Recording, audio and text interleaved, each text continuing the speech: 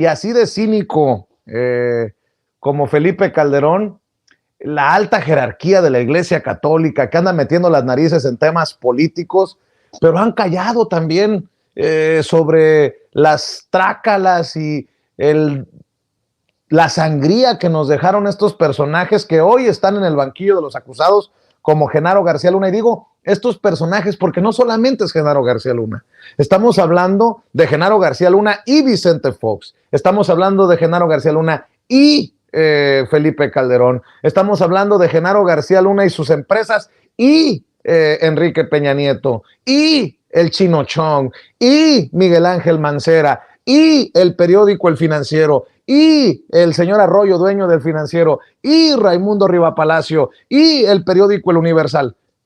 O sea, vamos hablando en plata. Y la Iglesia Católica está en un retiro espiritual rezando por el perdón de Dios a estas almas, o qué carambas, mi querido Jaime. Yo creo que la Iglesia Católica responde a sus intereses. Me explico. No es extraño que, por ejemplo, durante los últimos 50 años, por decirlo, por lo menos, la Iglesia Católica se ha convertido en una organización que se ha dedicado prácticamente a usufructuar su estrecha relación con la oligarquía mexicana.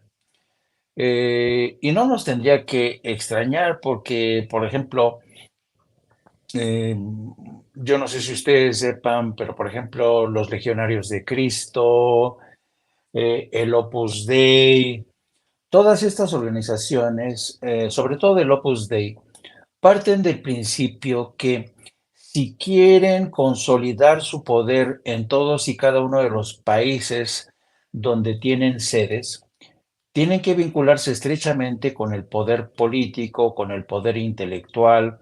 El Opus Dei es una orden que se preocupa por infiltrar a los altos mandos del mundo de la política, del empresariado, de la intelectualidad, medios de comunicación.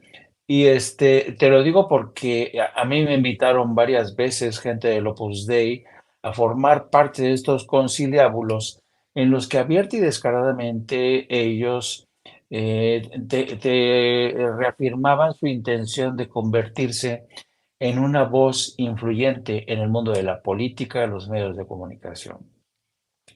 Y yo creo que no es de extrañar que este matrimonio entre la Iglesia y los intereses creados en México haya pervivido, ¿no?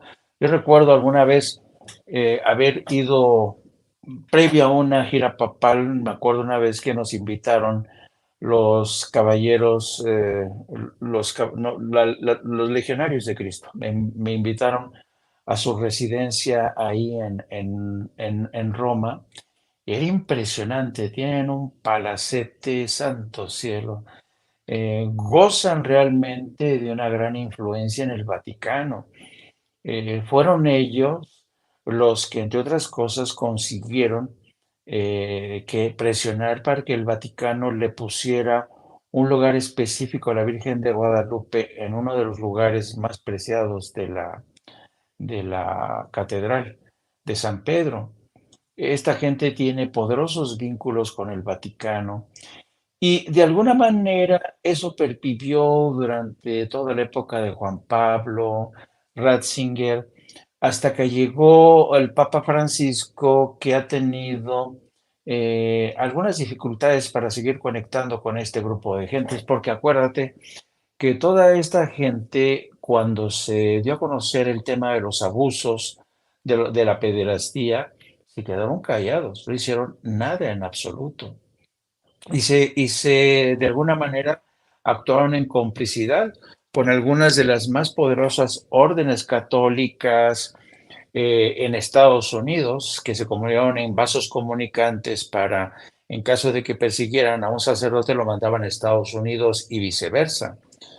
Entonces, no me extraña que la Iglesia Católica que sigue teniendo entre sus filas a simpatizantes de la oligarquía mexicana, se pronuncian en este sentido. Es decir, en pocas palabras, la Iglesia Católica en México se ha desclasado, ya no se deja llevar por los principios de Jesucristo que vivió para proteger y defender a los pobres.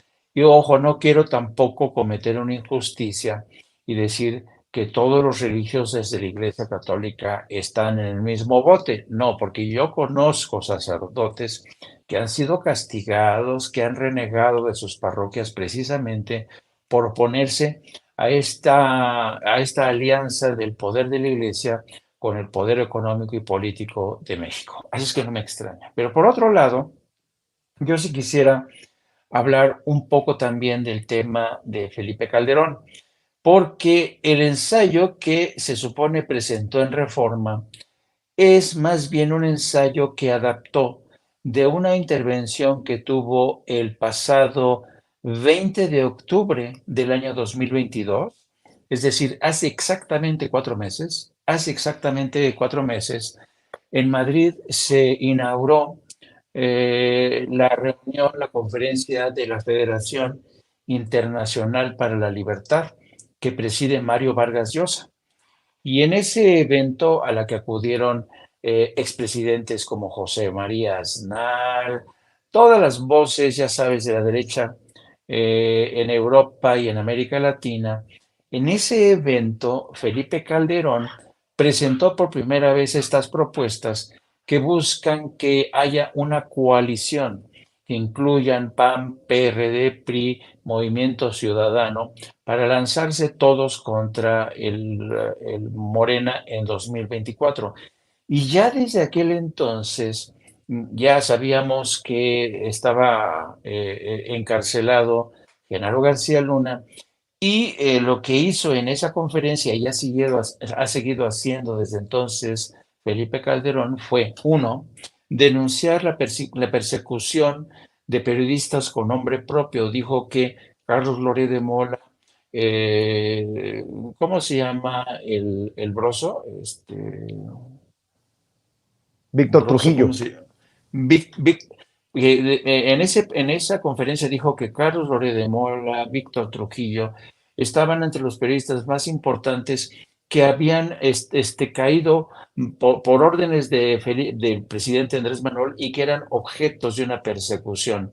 Denunció que el presidente Andrés Manuel López Obrador estaba asediando, presionando, amagando a todos y cada uno de los miembros del poder, de los miembros del Tribunal Supremo. Claro, no mencionó lo que él hizo en su momento con Arturo Saldívar, que Arturo Saldívar lo denunció. También habló habló de que cada vez que venía a México, la gente se le aproximaba y le decía: señor presidente Felipe Calderón, ¿qué vamos a hacer? Por favor, díganos qué debemos hacer. Y en esa conferencia, Felipe Calderón dijo: yo les dije, yo ya no puedo hacer nada, soy expresidente, pero si quieren hacer algo, pues tomen conciencia de que es necesario meternos todos en esta lucha. Dice, la izquierda, literalmente dijo así, toda la izquierda que ha llegado al poder en América Latina en estos últimos años y meses, se la pasan conspirando. Y sin decir que la derecha reunida en Madrid estaba conspirando porque estaban preparando el terreno para lo que se venía.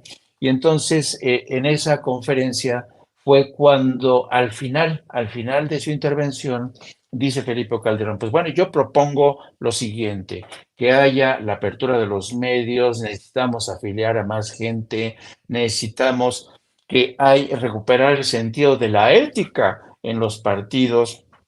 Hay que tener en cuenta que la democracia como México está a punto de dejar de existir porque el presidente quiere destruir al INE y la violencia está peor, peor, mucho peor de la que estaba bajo mi presidencia.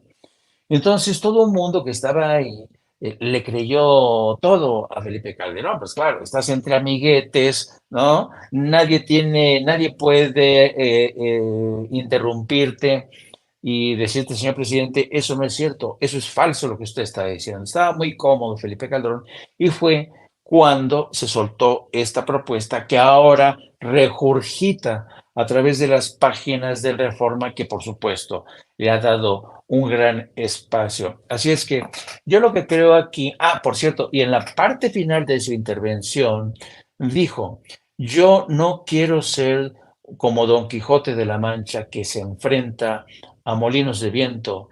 Estas amenazas que tenemos hoy en México y América Latina son amenazas reales. Necesitamos toda la derecha cerrar filas, necesitamos prepararnos para terminar con esos monstruos. Dice, porque esa es una lucha que merece la pena y para todos salir triunfantes como lo hizo el Cid Campeador. Con esa frase cerró su intervención en Madrid y con la mirada, ya te podrás imaginar, de Mario Vargas Llosa, José María Aznar, todo el mundo aplaudiéndole y creyéndosela toda a Felipe Calderón. Así es que, claro, no habíamos llegado al episodio del juicio y que estamos a punto de escuchar el veredicto, pero si acaso declaran a Genaro García Luna inocente, yo no quiero ni imaginarme lo que va a hacer Felipe Calderón.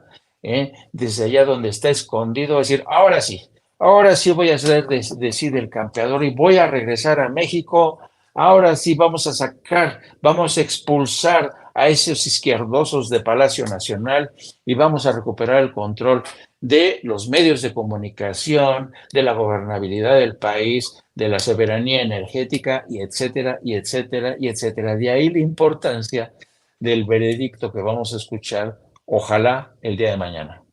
Así es, y